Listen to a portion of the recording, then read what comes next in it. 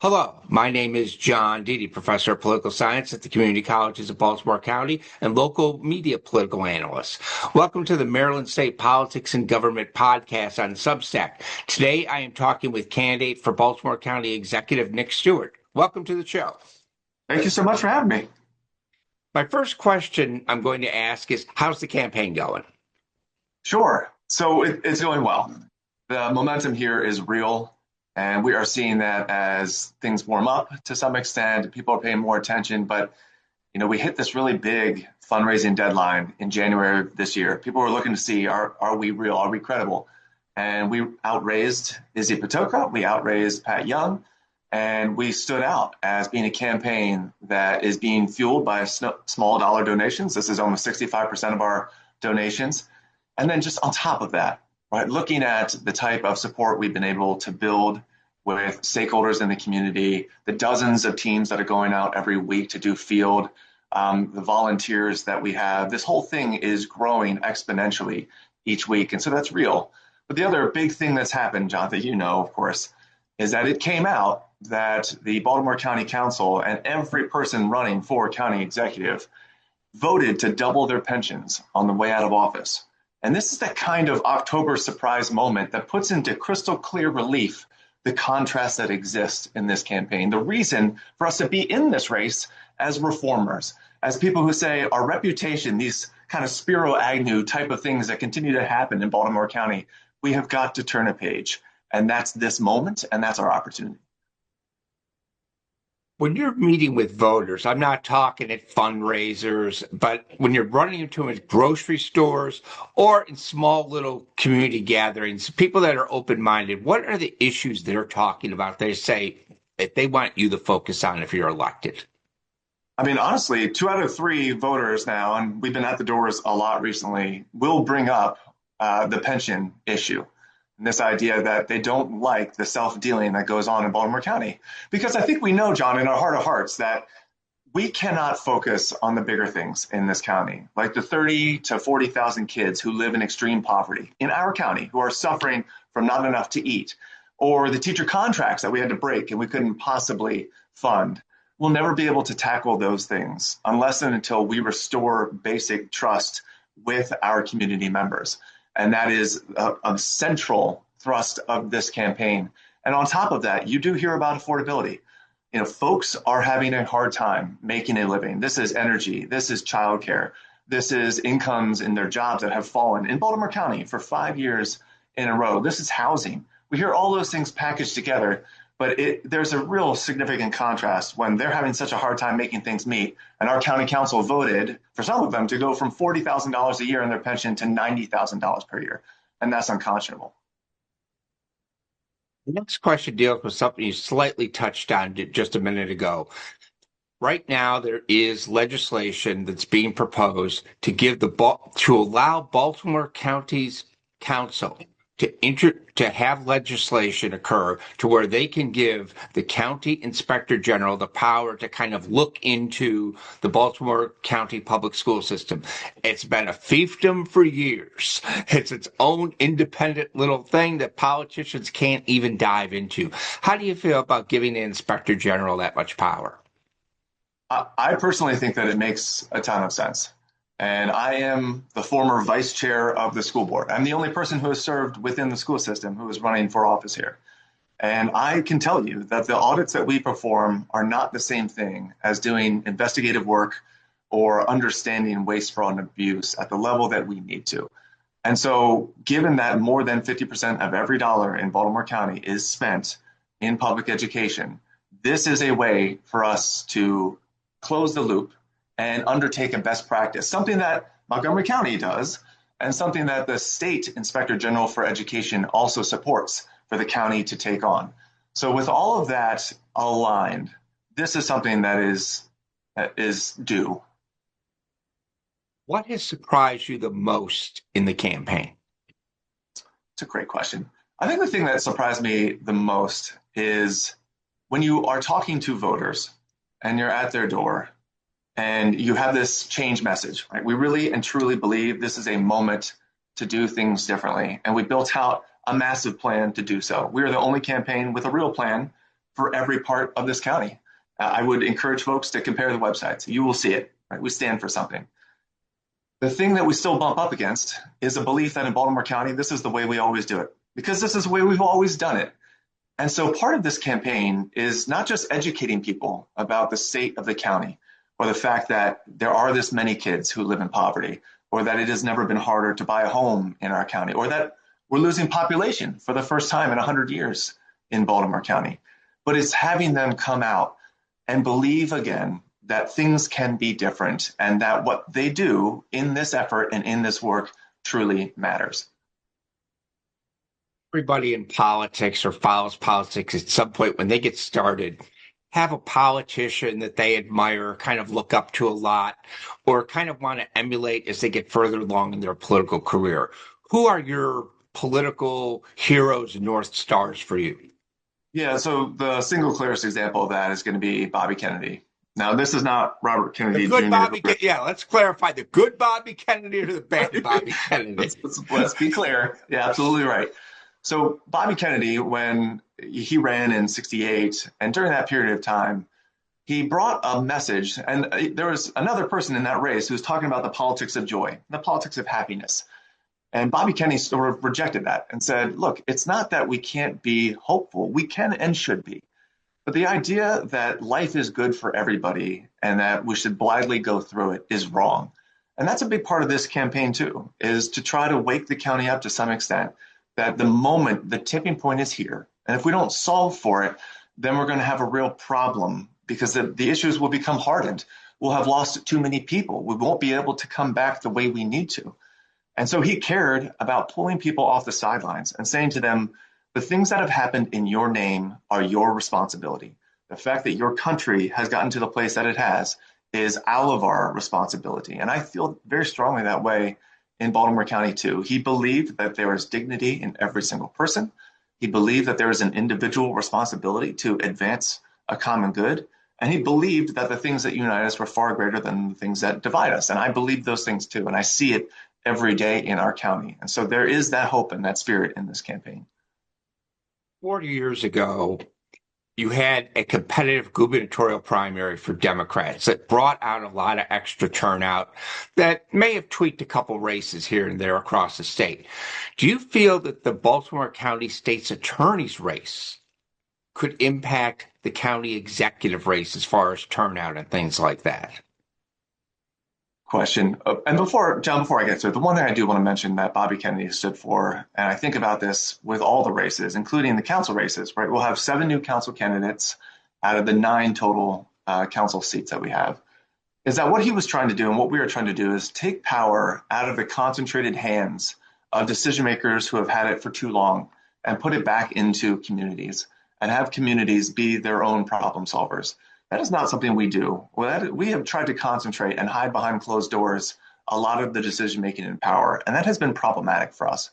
And so when I think about races like the Attorney General's race, or I'm sorry, the state's attorney's race, I think we have an opportunity to envision a more modern future for Baltimore County writ large.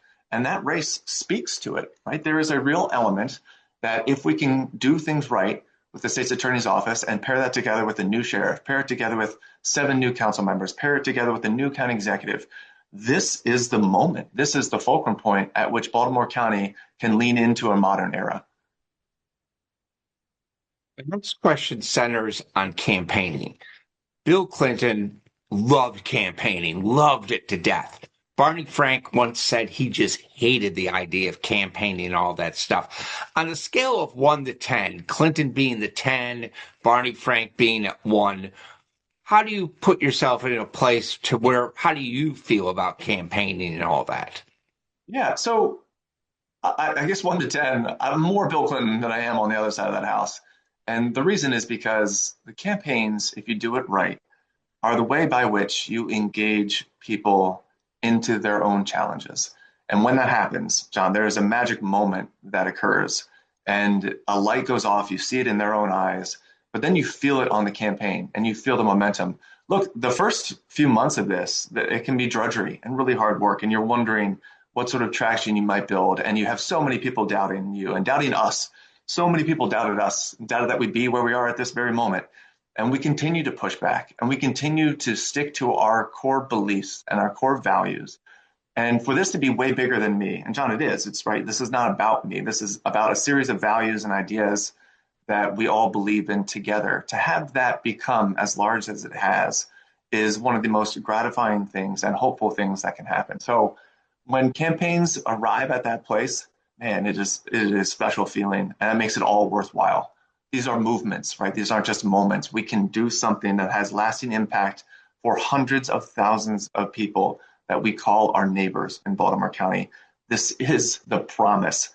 And so how do you not love that? How do you not lean into that? That is this moment. And I love that. You feel there is an endorsement out there that is gettable, which could change the race. But are you asking, is there one? Do you think there's Yeah. someone out there who could really push any of the candidates, you, et cetera, over the finish line? Yeah, look, I think there are three, because the Baltimore Banner, to my understanding, will not endorse, Baltimore Sun doesn't endorse anymore. I think the three important endorsements you look at are the police officers, the firefighters, and the teachers. These are folks who represent a significant swath of not just the electorate, but of people who are doing the frontline work. And then you sort of talk about, those folks as having this trusted reputation and brand, and as some of the core pillars of government and of society that we can't grow and we cannot invest unless those things are in place. And this is the work that they are doing. So I think they matter, and I think that they can cut through. And plus, those organizations in years past have stepped up, right? This is about sharing not just money and mailers, but door knockers and volunteers. And they also, have a stamp of credibility that the vision that their candidate stands for makes sense for those on the front lines and makes sense for your kids, makes sense for your communities that want to be safe. And so I think these are really, really important. But that's not to say that AFL-CIO and AFSCME, aren't critical elements to it. They are as well.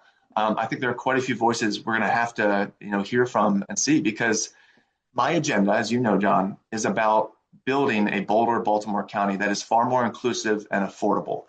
And we're going to need the trades. We're going to need people who are doing the front line of government, the permitting, the approvals, the inspections, all of that to be on board with a new vision of government.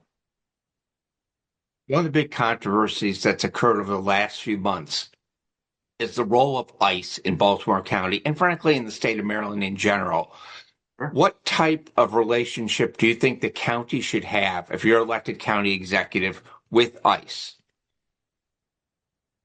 I don't think we should have much of a formal relationship. I am already on the record as being in support of terminating the MOU. But I think the point is we need to do a couple things really right. And we need to ensure that when it's time to take a stand, we're willing to take a stand. I started my career as a litigator and as a prosecutor in Prince George's County. I know what it takes to actually have to engage in lawsuits, whether they're affirmative and proactive or defensive, right? That doesn't scare me. And sometimes we have to stand for things, so it's really important. I think our government should be sharing more public information about the information we know about ICE operations or about ICE activity in Baltimore County. And then also making sure we're meeting people where they are and reimagining the way we should deliver services to those who are not taking advantage of them, but who need them. This is as basic as food pantry services that certain minority communities or Hispanic communities are not reaching because they live in fear. We've seen the graduation rates drop. This is all problematic, while at the same time ensuring that we draw the distinction between ICE and between our local police, because we need those relationships to be strong in the communities. You talk to our Black and Brown communities and what they need to be successful and to thrive. And public safety is a big part of that. And they want to be able to feel secure in their homes and in their neighborhoods. And so we have to continue to lean into community policing in a way that matters. What is the biggest, what the hell was I thinking moment you've had on the campaign? What the hell was I thinking? I sort of knew going into it what it would be, but I think the point is I know who I am and I'm stuck. And that is drafting as much as we have drafted and putting, thousands and thousands and thousands of words online, writing 10 op-eds, right? Doing all of that work. But I understand that, at the end of the day, a lot of this is about name recognition and all of it. And look, we have been doing that work too. But I think the point is, we were going to stand for something. We always were. This was really important for us to have that out there. It is our love letter to Baltimore County. It is born from more than 500 individual sit downs that I have had in this campaign. But it took a lot of time and energy and effort to get there, and I know that too. My last question centers on something very simple. What has been the most joyful moment on the campaign for you? Yeah, so just to boil it all the way down, and I have a few to pick from, but certainly one of them that stands out the most is door knocking with my kids. And there's been one occasion, so I have 4 kids. They're 10, 8, 6, and 5. And they all have tried to do their own part. Like I had 3 of my boys, the 3 younger ones are boys. They were out like selling Pokemon cards to try to, fundraise for the campaign. We've had, door knocking kickoffs with them and all of that. But there was one afternoon where I was knocking doors with my son, TC, who's 8, and he was getting tired. And I get it. Like we were going out there doing the work, and we knock on the door. It's our last door. And of course this happens on your last door, but you hit the last door. And this older gentleman, this is in Randallstown, comes to the door. We have woken him up from a nap. And he kind of rubs the sleep from his eyes, is sort of wondering who we are, what we're doing. And we talk through it. And he gets to sharing about how his wife has gotten sick. And they had all these grand ideas around travel as they retire. And now they can't do that. And now they don't even have a jazz club anymore along Randallstown or nice sit-down restaurants that they can go to. And just how they feel like, and he's feeling like he's missing a significant chunk of the time he wants to spend with her. And it was real, right? And this, like, there's this gentleman who's willing to pour out his heart because he believes that maybe at the door, this might matter and that we might be able to do something about it. And my son, is kind of going like, he's tired of it. And because he's stopped listening. And so we wrap up the conversation. It was wonderful. I get a chance to talk with him and share with him this kind of moment, this special thing that happened. And he gets it, just clicks instantly. And he talks about it the entire ride home. Like, this is why we're doing this, right? I said, exactly, right? Every person in this county matters. And not just because Johnny Olszewski won by 17 votes, but because every person in this county matters. And for him to be able to share that with his siblings and to carry that forward, like that's why we do it. I want to thank you again for your time again, and good luck on the campaign trail. I want to remind everybody on Tuesday, April 7th at 9:30 in the morning at the Community Colleges of Baltimore County, the Essex campus, there will be a candidates forum of the various county executive candidates. Thank you again and have a good day. Thanks, John. You too.